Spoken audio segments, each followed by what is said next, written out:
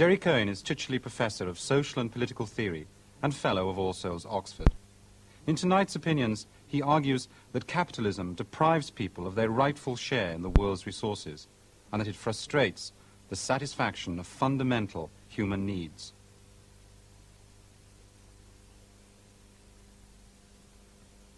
I'm going to start with a story which was told by the American cartoonist Al Capp.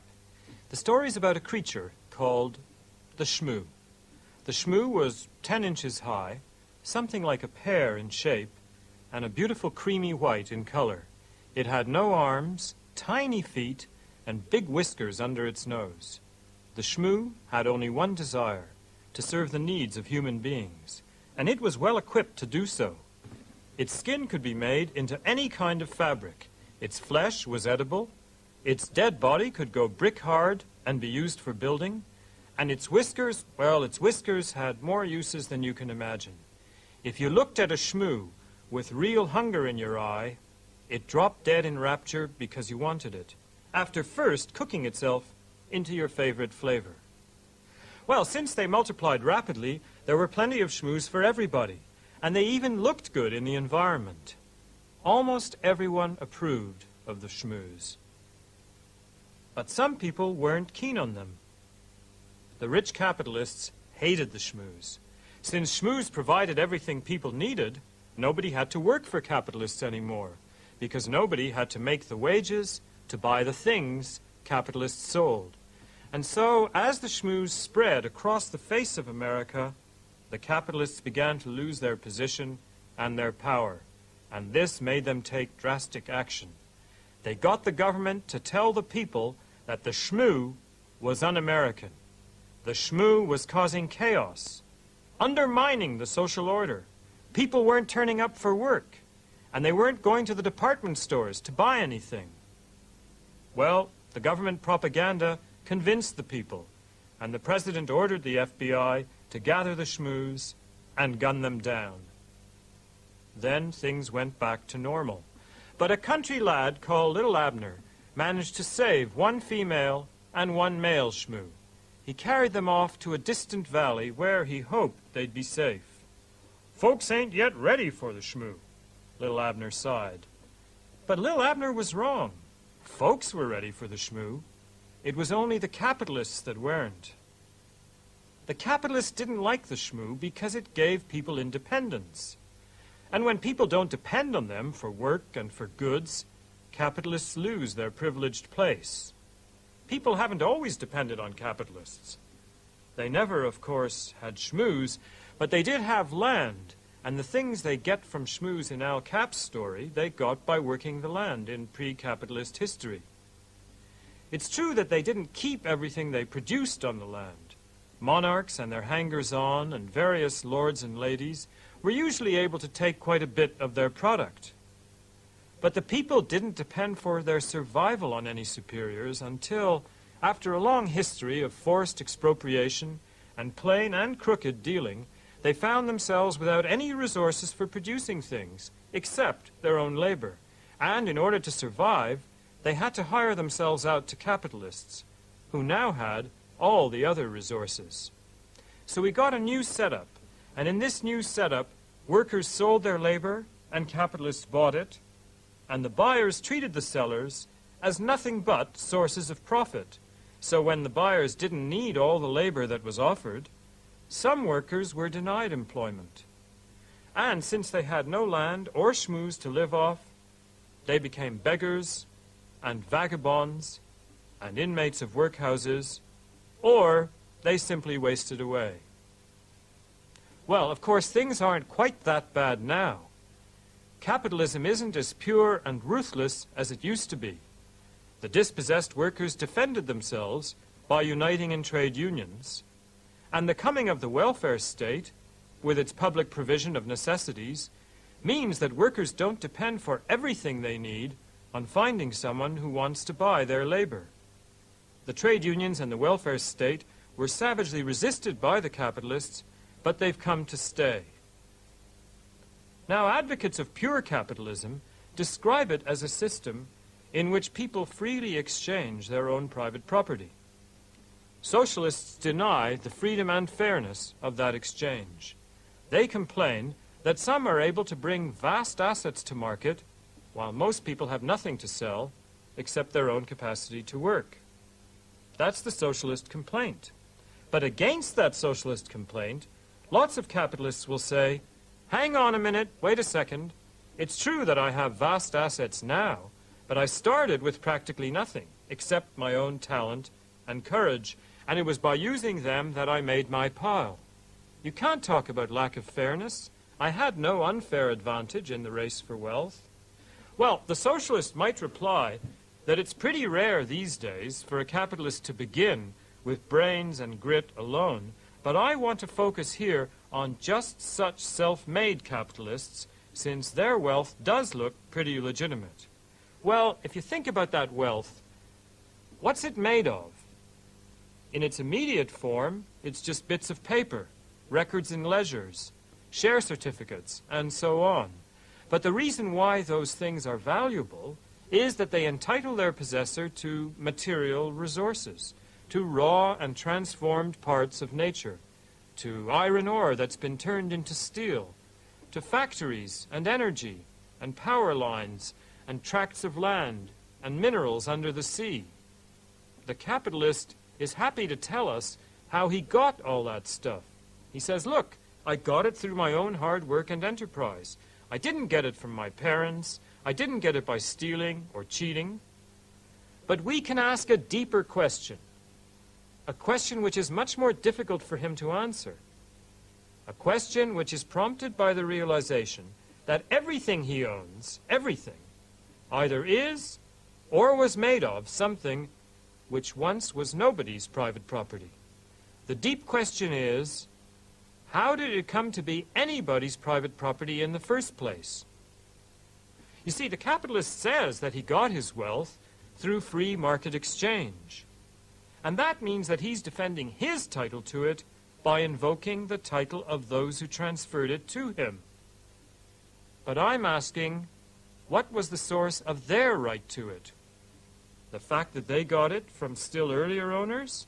Well, that kind of justification can't go on forever. Eventually we're going to be pushed back to the very first private owners of land and the raw materials of nature. And they didn't get them from earlier legitimate owners. They simply took nature's resources. And I'm asking, what gave them the right, not merely to use the world, because that's okay, but to establish permanent, bequeathable private property in it, so that others could no longer use it freely? What gave them that right? The self-made capitalist explains how, through honest industry and straight dealing, he accumulated an enormous amount of private property. But why was there that private property to accumulate in the first place? No story about the exchange and accumulation of private property can justify the transformation of things into private property in the first place. The fact that the world's resources were once privately owned by nobody and then grabbed supports the socialist idea that they should be restored to the people as a whole. But now I want to look at a different line of defense of capitalism, which says, come on, forget about past history, let bygones be bygones, don't be obsessed with the misty origins of capitalism. It doesn't matter how capitalist property came into being. Whatever the origin of capitalism was, it's an excellent system, since even the poorest people do better under capitalism than they would in any other form of economy. Well, the argument for the idea that capitalism promotes human benefit is pretty familiar. It goes something like this. Capitalist firms survive only if they make money, and they make money only if they prevail in competition against other capitalist firms. Since that competition is severe, the firm to survive has to be efficient. If firms produce incompetently, they go under. So they have to seize every opportunity to improve their productive facilities and techniques so that they can produce cheaply enough to make enough money to go on. It's admitted in this justification of capitalism that the capitalist firm doesn't aim to satisfy people, but the firms can't get what they are aiming at, which is money, unless they do satisfy people, and satisfy them better than rival firms do. Well, I agree with part of this argument. Capitalist competition, it has to be acknowledged, has induced a remarkable growth in our power to produce things. But the argument also says that capitalism satisfies people, and I'm going to claim that the way the system uses technical progress generates widespread frustration, not satisfaction. My anti-capitalist argument starts with the very same proposition with which the argument praising capitalism begins, namely this proposition: the aim of the capitalist firm is to make as much money as it can.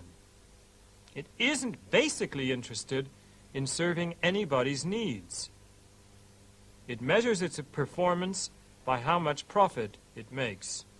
Now, that doesn't prove straight off that it isn't good at serving needs. In fact, the case for capitalism that I expressed a moment ago might be put as follows.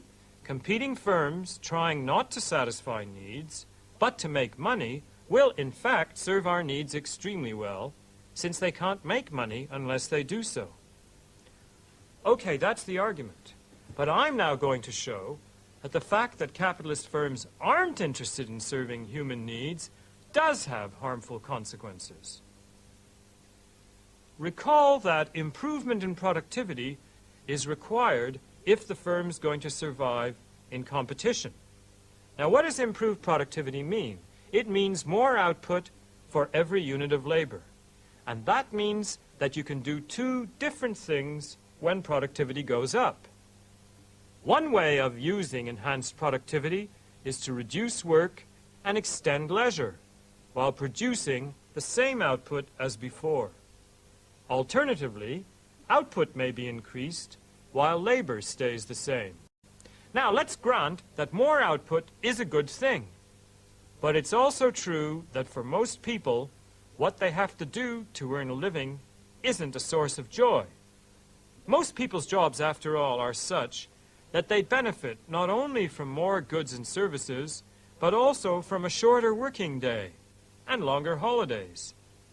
Just consider, if God gave all of us the pay we now get, and granted us freedom to choose whether or not to work at our present jobs for as long as we pleased, but for no extra pay, then there'd be a big increase in leisure time pursuits. So improved productivity makes two things possible. It makes possible either more output or less toil, or of course some mixture of both. But capitalism is biased in favor of the first option only, increased output, since the other, reduction of toil, threatens a sacrifice of the profit associated with greater output and sales. What does a firm do when the efficiency of its production improves? Well, it doesn't just reduce the working day of its employees and produce the same amount as before. Instead, it makes more stuff. It makes more of the goods it was already making. Or if that isn't possible, because the demand for what it's selling won't expand, then it lays off part of its workforce and seeks a new line of production in which to invest the money it thereby saves. Eventually, new jobs are created and output continues to expand, although there's a lot of unemployment and suffering along the way. Now, the consequence of the increasing output which capitalism favors is increasing consumption. And so we get an endless chase after consumer goods just because capitalist firms are geared to making money and not to serving the interests of consumers. Alfred P. Sloan, who once ran General Motors in the United States, said that it was the business of the automobile industry to make money, not cars. I agree, and that, I'm saying, is why it makes so many cars. It would make far fewer if its goal weren't money, but, say, providing people with an efficient and an inoffensive form of transport. If the aim of production were the satisfaction of need, then rather less would be produced and consumed than is in fact produced and consumed. And most of us would lead less anxious lives and have more time and energy for the cultivation and enjoyment of our own powers. Now, I'm not some kind of fanatical Puritan who's against consumer goods. I'm not knocking consumer goods. Consumer goods are fine. But the trouble with the chase after goods in a capitalist society is that we'll always, most of us, want more goods than we can get, since the capitalist system operates to ensure that people's desire for goods is never satisfied.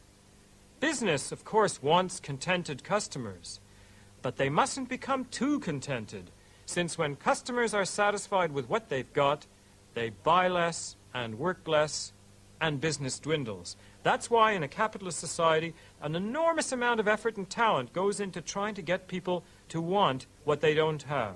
That's why there's feverish product innovation, huge investments in sales and advertising, and planned obsolescence.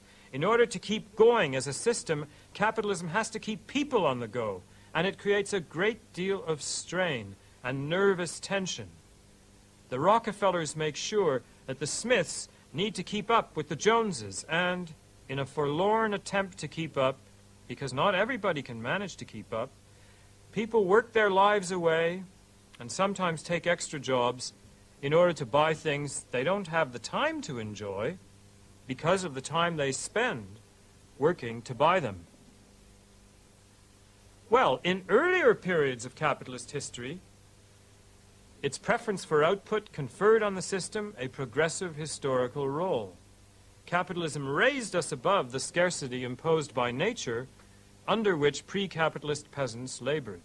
But as that natural scarcity recedes, the output preference renders capitalism reactionary. It can't realize the possibilities of liberation it creates. Having lifted the burden of natural scarcity, it contrives an artificial scarcity, which means that people never feel they have enough. Capitalism brings humanity to the very threshold of liberation and then locks the door. We get near it, but we remain on a treadmill, just outside it. Sometimes people fall off that treadmill, and recently in this country, that's happened on a large scale. I'm referring again to the problem of unemployment, which is now enormous in Britain.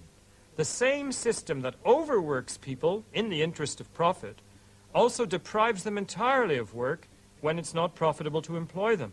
And what we get as a result is not something that we could imagine, a reasonable amount of work and a balanced existence for everyone, but grotesque overemployment for some, together with rending unemployment for others.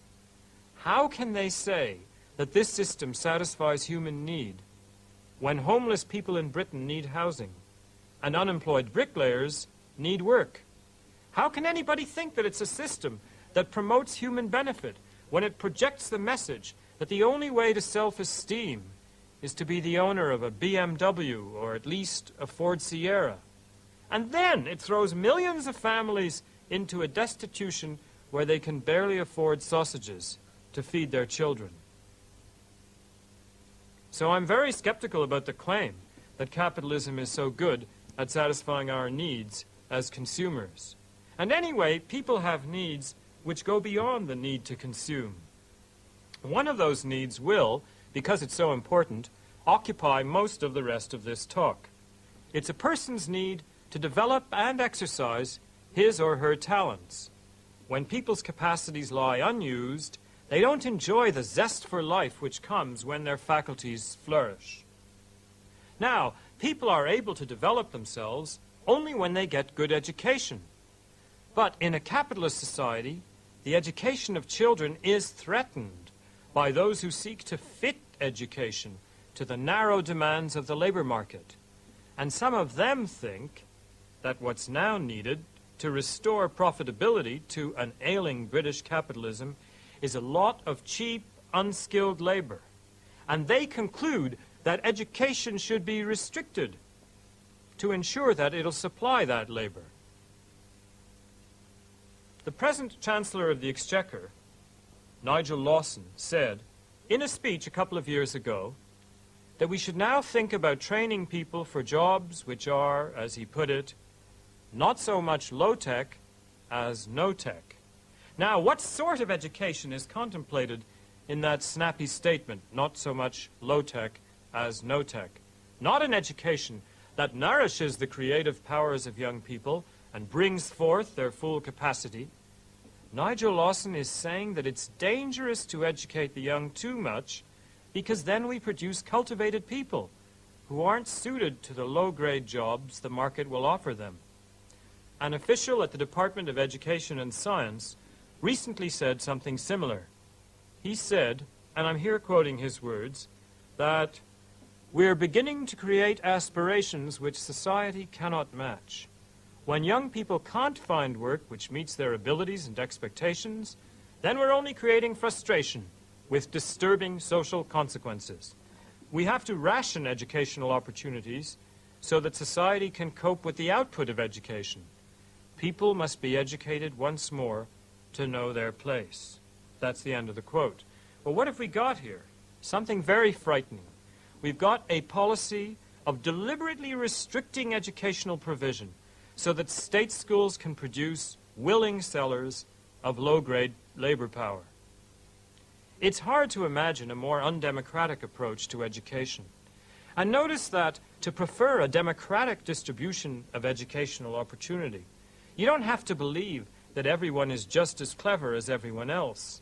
Nigel Lawson isn't saying that most people are too dim to benefit from a high level of education. It's precisely because people respond well to education that the problem which worries him arises. You see, there's a lot of talent in almost every human being. You can see it in kids. But in most people, that talent remains undeveloped, since they haven't had the time and the freedom and the facilities to develop it. Throughout history, only a leisured minority have enjoyed such freedom on the backs of the toiling majority. And that's been unavoidable up to now. But now, it's no longer unavoidable. We have a superb technology which could be used to restrict unwanted labor to a modest place in life. But capitalism doesn't use that technology in a liberating way. It continues to imprison people in largely unfulfilling work, and it shrinks from providing the enriching education which the technology it has created makes possible. Some supporters of British capitalism disagree with Lawson's idea that there's a danger that people will get too much education. They say that what the market now needs is a better trained labor force. Well, whoever's right about that, I'm confident that we shouldn't stake our children's future on the hope that the capitalist market will need what's good for them. The educational system shouldn't be subject to the capricious demands of capitalism, and it shouldn't cater to the tendency of capitalism to treat enormous numbers of people as nothing but sources of profit, and when they can't be profitably exploited, as redundant and expendable, because that's what the capitalist firm does. Is it possible to create a society which goes beyond the unequal treatment that capitalism imposes? Many would say that the idea of such a society is an idle dream. Many would agree with the negative things I've said about capitalism, but they'd say, look, there's no point getting upset about it. There's always been inequality of one kind or another, and there always will be. But I think that reading of history is too pessimistic. There's actually much less inequality now than there was, for instance, 100 years ago. 100 years ago, only a few radicals proposed that everybody should have the vote. Others thought that was a dangerous idea, and most would have considered it to be an unrealistic one. But today, we have the vote. We are a political democracy. But we're not an economic democracy. We don't share our material resources, and most people in this country would regard that as an unrealistic idea. Yet I'm sure it's an idea whose time will come. Society won't always be divided into those who control its resources and those who have only their own labor to sell. But it'll take a lot of thought to work out the design of a democratic economic order, and it'll take a lot of struggle against privilege and power to bring it about. We can't go back to being independent peasant communities, and even if we could, we'd be sacrificing the tremendous gains we owe to capitalism if we did so. Nor is anybody going to provide us with schmooze. The obstacles to economic democracy are considerable. But just as no one now would defend slavery or serfdom, I believe that a day will come when no one will be able to defend a form of society in which a minority profit from the dispossession of the majority.